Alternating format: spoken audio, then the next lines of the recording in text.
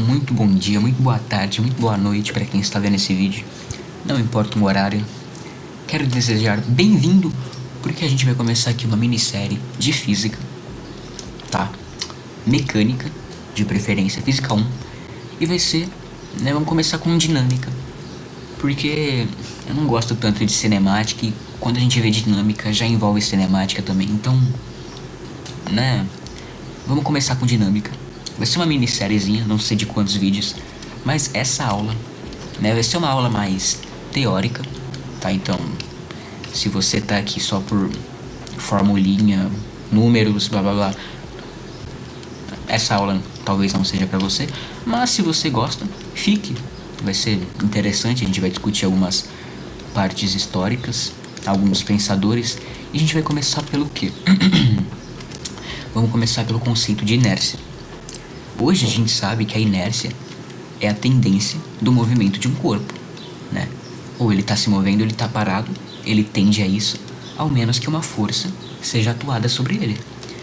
Mas há muito tempo atrás, ninguém sabia disso, né? Hoje a gente sabe porque descobriram para nós, né? E jogam na gente como se fosse a coisa mais banal do mundo, mas não é.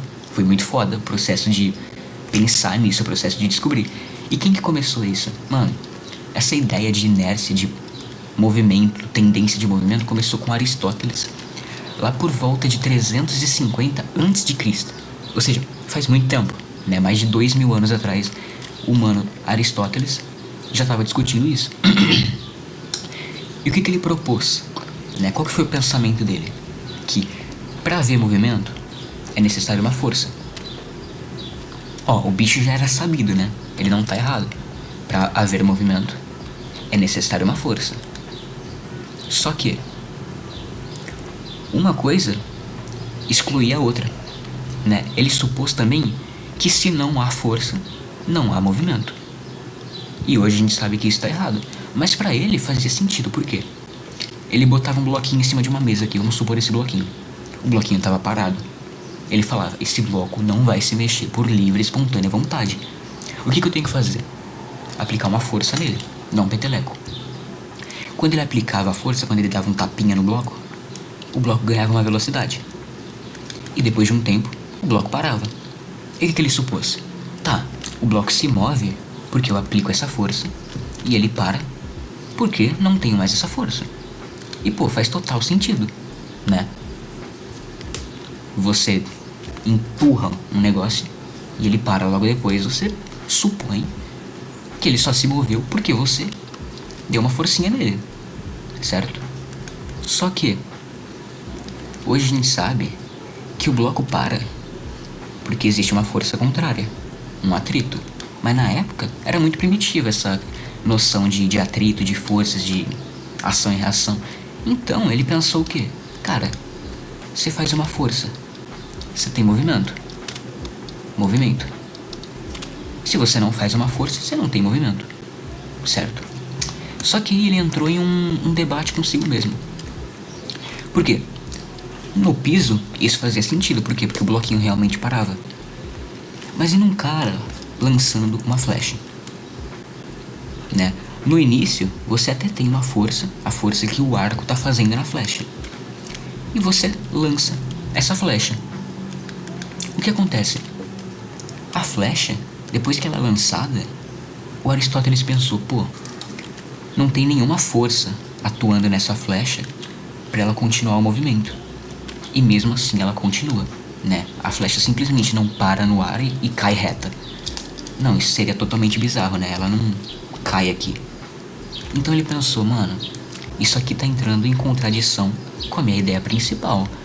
Ou minha ideia principal tá errada, ou tem algum mecanismo aqui por trás dessa flecha que não deixa ela parar o movimento.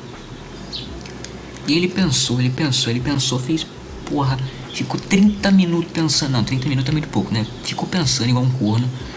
E ele chegou na seguinte conclusão. Cara, entendi.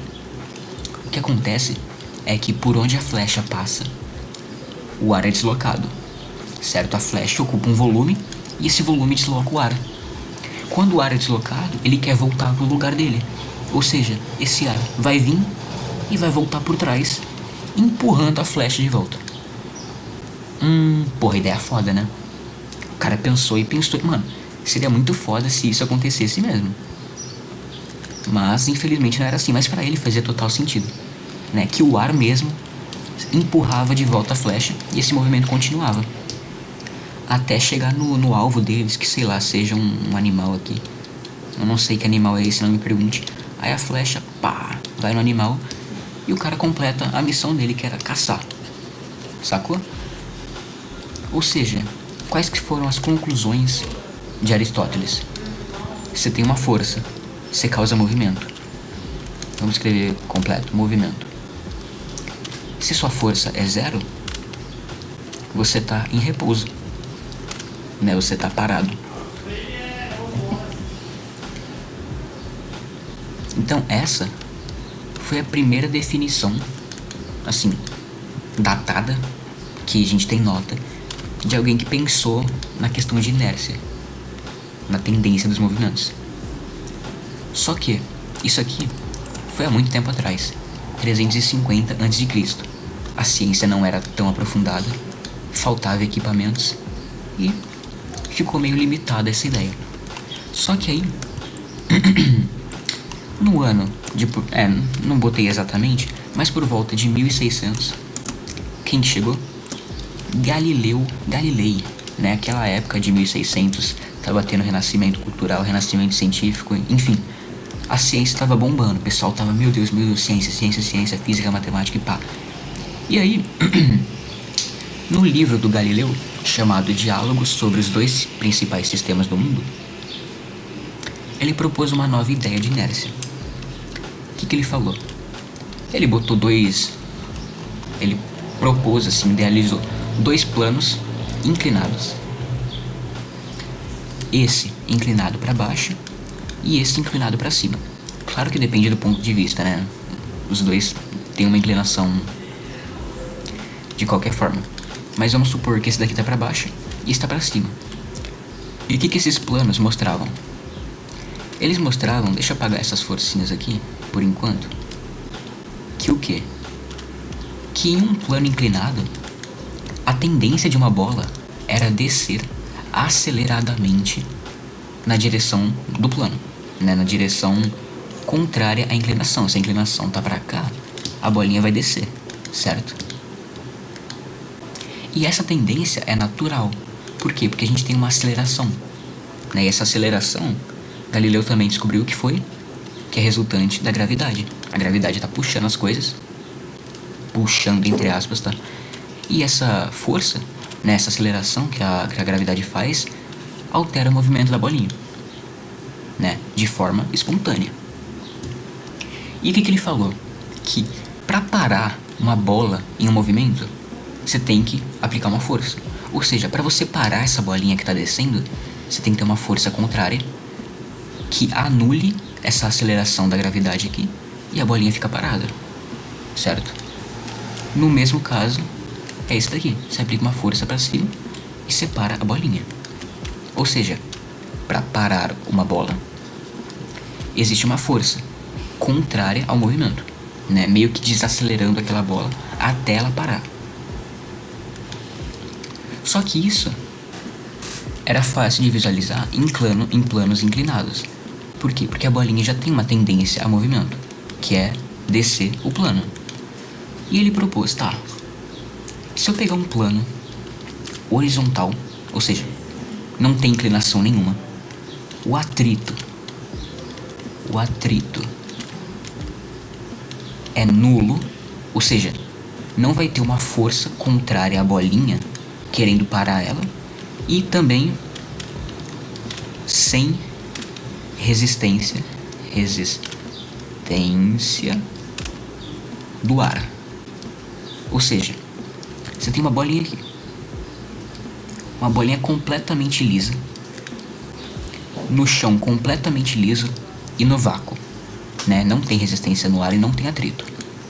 A bolinha, como não tem inclinação, ela não vai ter uma tendência natural de movimento, ou seja, ela vai tender a ficar parada com uma velocidade zero. E ele propôs, tá, se eu der um peteleco nessa bolinha, um peteleco bem rapidinho assim. Uma força que dura 1 segundo. Você só empurra a bolinha. Você empurra a bolinha, ela ganha uma aceleração. E aí depois, né, ela ganha uma aceleração aqui. E aí depois, não tem mais força e ela fica com uma certa velocidade. O que acontece nesse caso? O Galileu, ele falou que para parar uma bola em movimento, tem que existir uma força contrária a esse movimento. Só que, como a gente propôs, né, a gente considerou que o atrito é nulo e não tem resistência do ar, não tem nenhuma força contrária ao movimento dessa bolinha.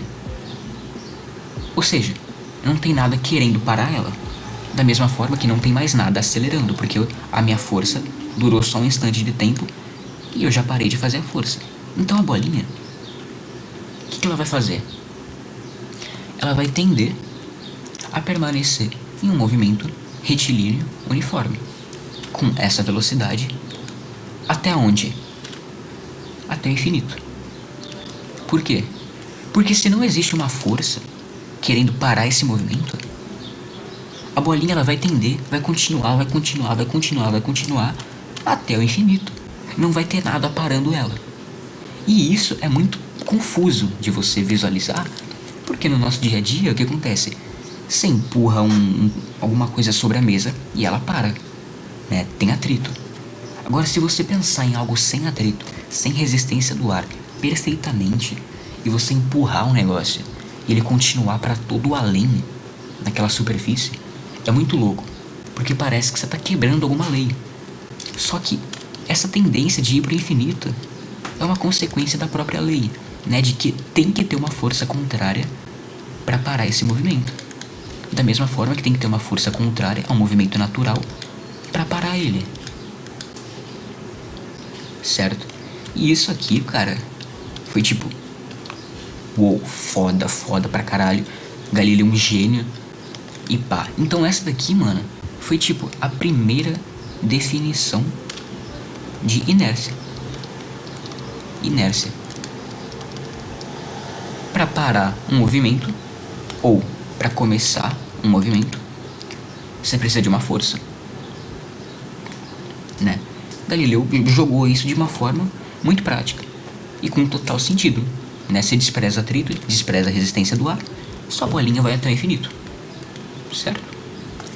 Só que passou um tempo, passou mais ou menos uns 100 anos, e o nosso querido Isaac Newton, ali por volta de 1700, formalizou essa lei da inércia e mais outras duas no que é conhecida como a primeira lei da inércia, na primeira lei de Newton, que é a inércia, né? Ele propôs essas ideias nos os princípios matemáticos da filosofia natural, ou seja, a filosofia da natureza, a física. E qual que é a primeira lei?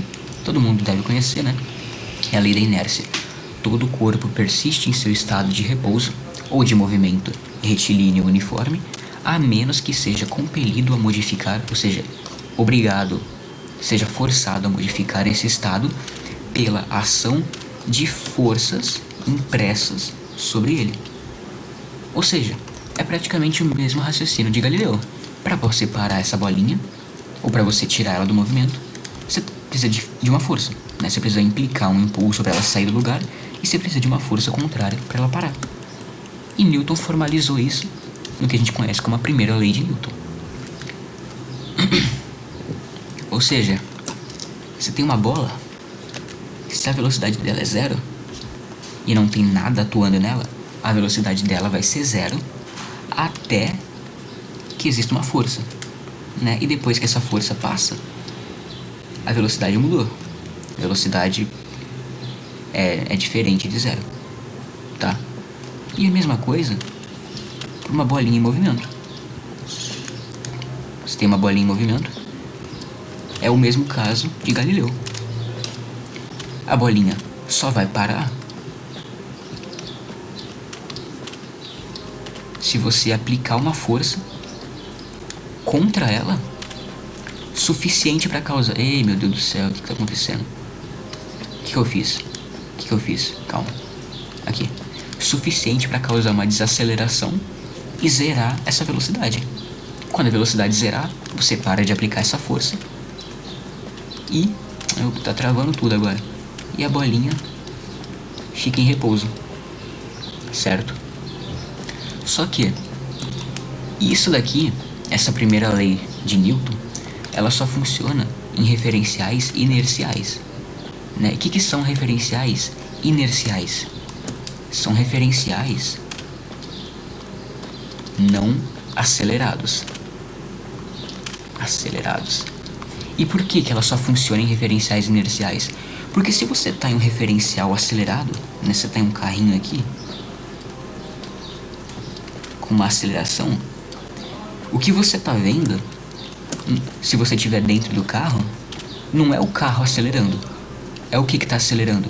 É tudo ao seu redor, né? Então esse poste que está aqui vai acelerar para trás com a sua aceleração, vai acelerar para cá. E como a gente viu, a aceleração, ou seja, a variação da velocidade, aceleração, ei meu Deus, tá travando tudo agora, o que tá acontecendo? A aceleração é igual ao quê? É uma variação da velocidade no tempo. Se a velocidade tá variando, né, a gente viu que tem uma força. Por quê? Porque para variar uma velocidade, para variar um estado de movimento, existe uma força. E por que, né, que o referencial não inercial entra em conflito? Porque vai dar a impressão de que tudo ao seu redor está acelerando, de que tudo ao seu redor está sob uma força que está alterando o movimento deles. Só que essa força, ela é fictícia. Ela não está sendo atuada em tudo que você está vendo acelerar. Ela está sendo criada pelo seu estado de aceleração. Ou seja, não tem uma força atuando num poste que está passando para trás com aceleração, né? Existe uma falsa impressão de que o poste está acelerando, de que o poste está sob uma força. E isso vai contra o princípio da inércia, porque de fato não tem uma força atuando no poste. Tem uma força atuando sobre você que está te acelerando. E esse seu referencial, por estar acelerado, acelera tudo ao seu redor. E isso vai contra a lei da inércia, né? Porque você está sob a ação de uma força, você está acelerando, mas o seu redor não. Então você cria uma força fictícia, uma força imaginária em tudo que está ao seu redor, meio que voltando para trás com uma certa aceleração. Só que essa aceleração ela é imaginada por você, certo? Ela não existe de fato, ela é só uma percepção. Então você está meio que criando uma variação na velocidade de objetos ao seu redor, sem eles estarem sob a atuação de uma força, né? E como Newton disse, a variação do movimento, né, a variação de um estado, ela só ocorre por ação de forças impressas, ou seja, forças que estão atuando nele, não forças fictícias causadas por uma aceleração do seu referencial, certo? Isso é bem confuso, né? Bem confuso. Eu acho que ficou até confuso explicar, eu nem devia ter explicado isso, mas enfim. Guarde em mente que a primeira lei de Newton só vale em referenciais que estão sobre movimentos retilíneos uniformes, né? Movimentos uniformes. Ou seja, não existe aceleração neles, certo? Bom, isso era o que eu tinha para falar hoje. A gente discutiu basicamente a inércia. Inércia, que é tipo um dos conceitos mais básicos de dinâmica. Na próxima aula vai ser sobre segunda lei de Newton, né? Força é igual a MA. E a gente não vai só tipo jogar FMA, a gente vai mostrar como é que chegou no raciocínio, tá? Pra ficar mais claro. Mas isso são spoilers do próximo vídeo. Esse aqui acabou aqui.